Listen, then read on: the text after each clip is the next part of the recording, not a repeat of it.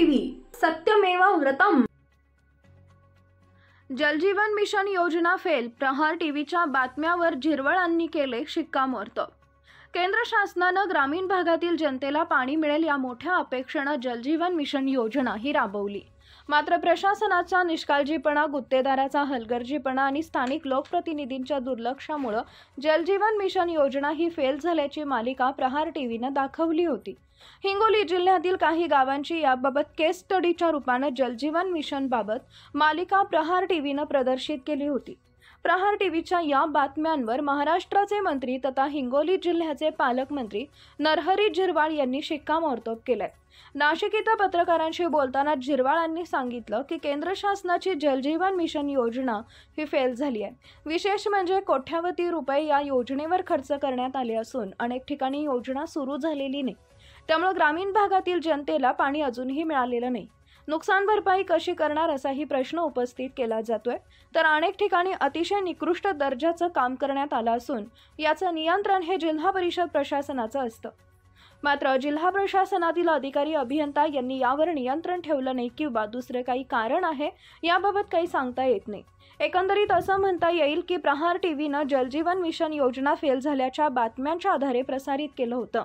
या बातम्यांवर पालकमंत्री नरहरी झिरवाळांनी शिक्कामोर्तब केले। आता प्रश्न असा उपस्थित होते की यावर आता शासन काय कारवाई करणार हे पाहावं लागेल।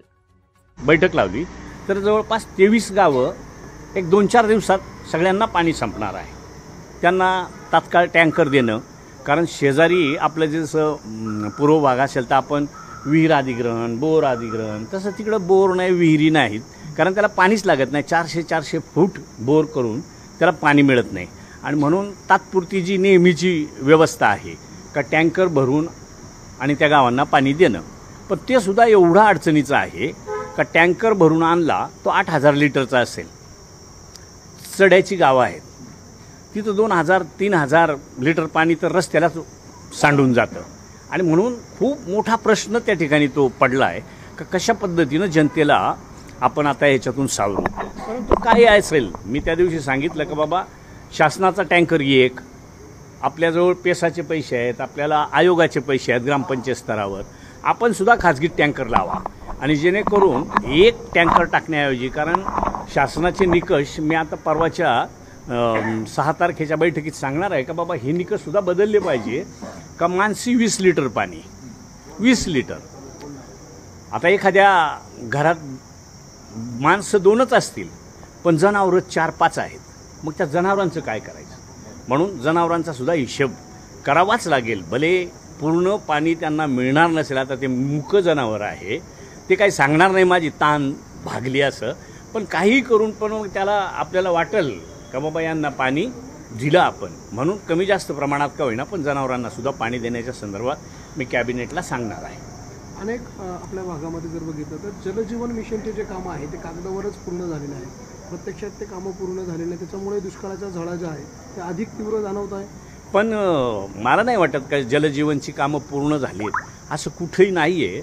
जरी पूर्ण झाले असतील तरी त्या ग्रामपंचायतनं तो यील्ड तपासल्याशिवाय, कारण आजची सरपंच मंडळी इतशी क्वालिफाईड आहे, आम्ही त्यांना मार्गदर्शन करत असतो का काही असेल तर तुम्ही यील्ड हे मार्च, एप्रिल, मेच्या दरम्यान जे तपासलं जातं ते तपासल्याशिवाय, कारण हिवाळ्यात जर यील्ड किंवा त्यांनी ताबा घेतला आणि उन्हाळ्यात पाणी गेलं तर काय, म्हणून तशा पद्धतीनं आपण काही कोणाला ताबे दिलेले नाही किंवा ताबा घ्यायलाही सांगितलेलं नाही। अजूनही आपल्यामार्फत मी तेच सांगतो का ज्या छोट्या मोठ्या दुरुस्त्या असतील, काही ठिकाणी अगदी पाणी आजच्या आजसुद्धा जाऊ शकतं, किरकोळ दुरुस्त्या आहेत। किरकोळ दुरुस्त्या म्हणजे नवीनच करणं आहे, एखाद्या ठिकाणी एल्बो जोडणं आहे, एखाद्या ठिकाणी एअर वॉल टाकणं आहे, एखाद्या ठिकाणी रिटर्न वॉल टाकणं आहे, अशा ज्या किरकोळ बाबी आहेत त्या जलजीवनचं काय व्हायचं ते होत राहील। पण यंदाच्या ह्या मोठ्या एवढ्या संकटात त्याच्यावर मात करण्यासाठी आपण पाणी नेऊन देऊ।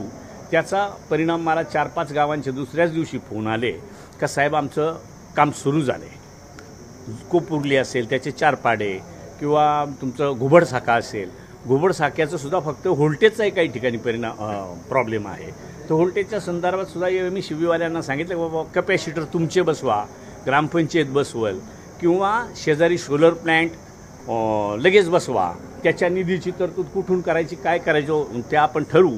परंतु आत्ताच्या मितीला जलजीवन हे तसं फेल योजना आहे, हे मी सुद्धा मान्य करतो का त्याचं ज्या गाईडलाईन आहेत त्याच त्यावेळेला केंद्रानं ज्या बनवल्या त्या कशा बनवल्या कोणी बनवल्या त्याचं काय आपल्याला सांगता येणार नाही. पण आज केंद्रसुद्धा मान्य करतं का बाबा त्या योजना चुकीच्या पद्धतीनं झाल्यात म्हणून पुन्हा त्याचं रिवाईज करण्याचं. पण रिवाईज करणं म्हणजे वर्ष 2 वर्ष जातील काय होईल सांगता येत नाही. म्हणून आजचा प्रश्न मिटवण्याच्या दृष्टीनं जेवढा होईल तेवढा प्रयत्न मी स्वतः सांगितलं का ट्रान्सफॉर्मर बसला नसेल तर दुसरा कुठला असेल त्याच्यावरून तुम्ही टॅप करा आणि त्या लोकांना पाणी द्या. पण जलजीवनचे बिलं एक मिनिट किरण जलजीवनचे बिलं निघत आहे 1.5-2 कोटी रुपये 5-5 पाड्यांना दिलेले आहे. त्याचे बिलं जिल्हा परिषदेकडनं जात आहे, पैसे निघून जात आहे. हे पैसे जाता कुठे? नाही, आता 2 महिन्यापूर्वी अजून त्यांचे तसं येणं जर राज्याचं बघितलं तर जवळपास 1700-1800 कोटी रुपये देणं आहे आणि काहीतरी 700-800 कोटी आले होते आणि त्यांची बिलं तशी खूप मोठ्या प्रमाणात देयकं बाकी आहेत. म्हणून पैसे आता सातत्यानं देतात असं नाही.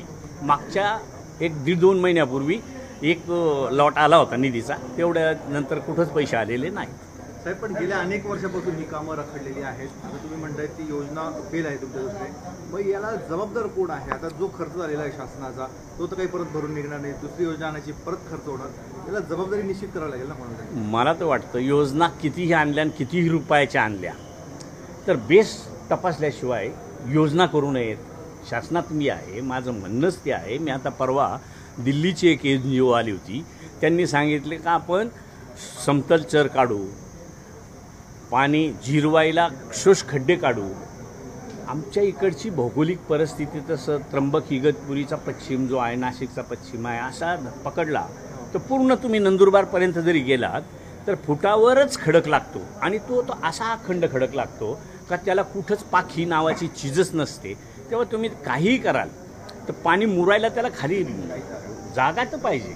म्हणून तो प्रश्न मिटेल असं नाही. म्हणून मी परवा त्या NGO नाही सांगितलं की बाबा तुम्ही सुद्धा इथून जाल, त्यावेळेला केंद्रातले होते ते, तुम्ही तिथं जाल त्यावेळेला आणि आम्ही सुद्धा तेच सांगणार आहोत का बाबा आमच्या इथं सगळं आहे. एक तर फॉरेस्ट असल्यामुळं बंधारे बांधण्याची परवानगी नाही म्हणजे मिळते परवानगी, पण त्याचा खूप मोठा अट्टा असा आहे.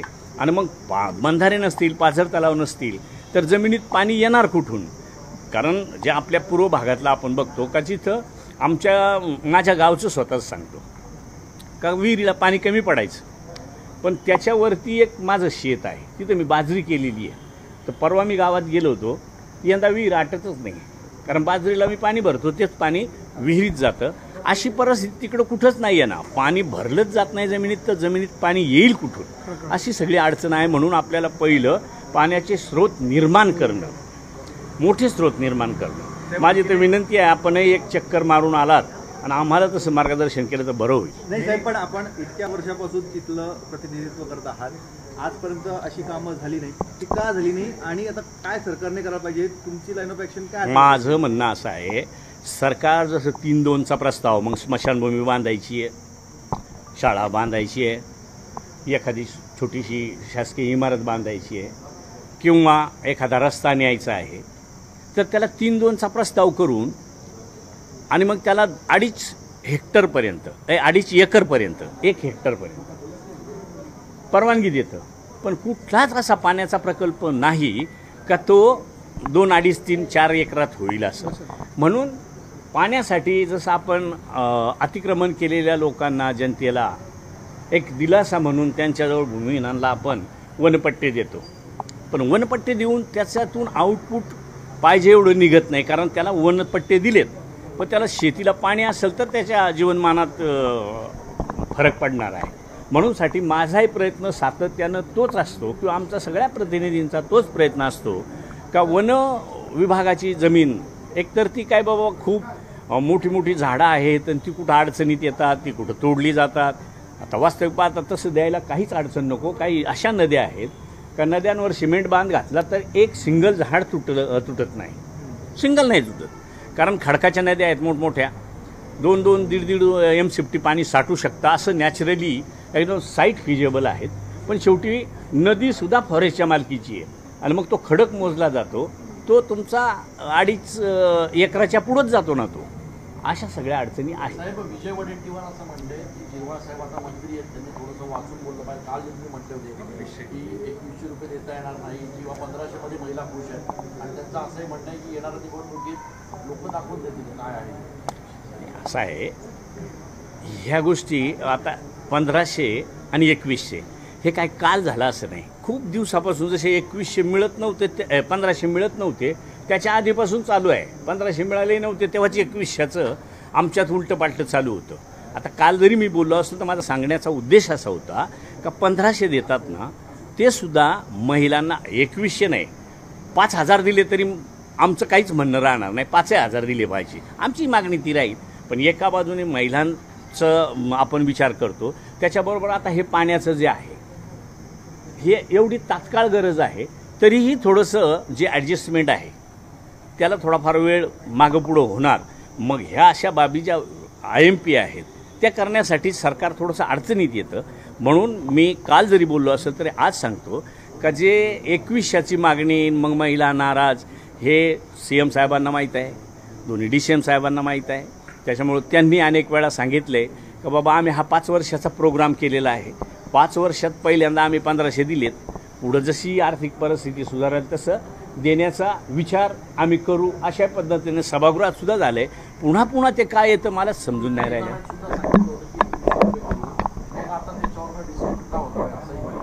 नाही, डिस्प्यूट म्हणजे हे काय मलाही समजत नाही का एखादा विषय असा थांबतो, पुन्हा नव्यानं काहीतरी तेच सुरू होतं. एकदा एखाद्या गोष्टीला पूर्णविराम झाला का सरकार म्हणतं का आम्ही आर्थिक परिस्थिती थोडीशी सुधारल्यानंतर त्याचा विचार करू. अजून कशाला आला पाहिजे तो. पण तुम्ही मंडळीने आम्हाला विचारलं का काय पंचायत होऊन जाते ना. योजना नाही बंद होणार, हे कोणीही बंद नाही करू शकत. सरकार कोणतं येऊ द्या, योजना चालू राहील. योजनेचे निकष नियम काय असतील ते सरकार ठरवेल, पण योजना बंद होणार नाही. पण लाडक्या बहिणीच्या एकूणच जो निधी जातोय, जो पैसा जातो, त्यामुळे विकास कामांवर परिणाम होत आहे. आता हे तुम्हीच मला म्हणता तेव्हा काय म्हणायचं काय मत काय त्याच्यावरती होत आहेच ना. उत्पन्न आणि खर्च याचा ताळमेळ जर घालायचा ठरला तर एकदमच एखादा आता समजा 1500 दिले तर मी म्हणतो खुश आहे, तर मी नॅचरली काय मी असं कोणीतरी सांगतं खुश आहे म्हणून नाही. मी अनेक महिलांना भेटलो आहे, दीपावलीच्या वेळेला मी भेटलो होतो का काय रे बाबा कसं काय नाही, आजपर्यंत आम्हाला नातीला काहीच घेता नाही आलं, पण हे 1500 आणि 3 वेळाचे एकदाच मिळाले, त्याच्यामुळं आम्हाला नाती खुश करता आल्या. आमच्या काहींनी सुनांच्या ऑपरेशनसाठी त्याच्या पैशाचा उपयोग केला, त्यांना तेही समाधान. मग अजून याच्यापेक्षा समाधान कोणतं पाहिजे. विकास कामांच्या बाबतीत काय अजून अशी अडचण आलेली नाही. आता मध्यंतरी एक बऱ्यापैकी पैसे ट्रायबलचेही दिलेत. त्यावेळेला काय बजेट नव्हतं, आता बजेट झालं आहे. बजेटचं अजून प्रत्यक्ष अंमलबजावणी किंवा कार्यान्वित बजेट झालेलं नाही, आता सुरू होऊन जाईल ना. 20 लिटरच्या बॉटल या शहरामध्ये विकल्या जात आहे, पाण्याच्या बॉटल, त्याला कुठलेही नॉर्म नाही, कुठलंही पाणी भरलं जातं आणि किंवा सगळं केमिकल वापरून ते थंड केलं जातं, बर्फाने किंवा कुलिंग केलं जातं. याबाबतची परवानगी ही केंद्र सरकारकडे, त्यामुळे राज्य सरकार कारवाई करू शकत नाही असं अधिकाऱ्यांचं म्हणणं आहे. नाही, तसं जरी असेल, केंद्राकडे जरी कुठली गोष्ट असेल तर केंद्राला सांगण्याची जबाबदारी औषध अन्न प्रशासन मंत्री म्हणून माझी आहे. मी निश्चितच तुम्ही मला तशा पद्धतीनं जर कुठलं काही सांगितलं तर मी संबंधिताला बोलून जिल्हाधिकारी महोदयांना आणि आमच्या FDA अधिकाऱ्यांना पाठवून त्याच्या सूचना दिल्या जातील. आता मध्यंतरी आपल्या एका मित्रासोबत व्हिडिओ व्हायरल झाला होता, दाखवताना काय नेमका तो प्रसंग होता. आता तो प्रसंग जरी सांगायचा तर कोणी म्हणतं देव माणूस, कोणी म्हणतं नाटकी माणूस, तर आता करायचं काय. घडून जातं माझ्याजवळून, मग आता ते मी नाटक करतो का सहज घडतं ते मला माहिती ना. मी जेव्हा आलो तेव्हा तो माणूस, बाकी सगळे लोक 1000-2000 लोक अशी उभी होती, मुलं वगैरे, कारण पहिल्यांदा तिथं हेलिकॉप्टर गेलं होतं. हा थोडा लांब होता, तो पळायचा आणि असा हात करायचा आणि 4-5 जण आम्ही त्या वर्गातले, मी सरपंच असताना सदस्य असताना तेव्हापासूनचे आम्ही जोडीदार होतो. मग तो पळत आला, मला याच्यातलं कोणालाही बोलवता आलं असतं, पण तो पळत आला, पण हात वर करून दम टाकत आला, म्हणून त्याला मी बाहेरून इकडे बोललो. तो उभा राहिला होता. चाल बाबा, तू एवढा लांबून एवढा वरून हात करत होता, त्याच्यापेक्षा त्याचं मला काय का माणूस हा काय असतो का तो आला तर माझ्याऐवजी अगोदर भेटला तो त्या पायलटला, पण पायलटला भेटताना त्याला पाया पडायचं होतं, त्यांनी चप्पल त्याची खाली काढून ठेवली. आता याच्यात कोण म्हणतं ह्याला सुदाम्याला शेवटपर्यंत सांभाळतील का? अरे मी श्रीकृष्णच नाही, सुदामाचा विषयच नाही. त्यांच्या उपमा आपल्यासारख्या सर्वसामान्य माणसाला कशा लागू करता तुम्ही? सांभाळतो नाही सांभाळत तो काळवेळ ठरवल है ना. बाकी धन्यवाद.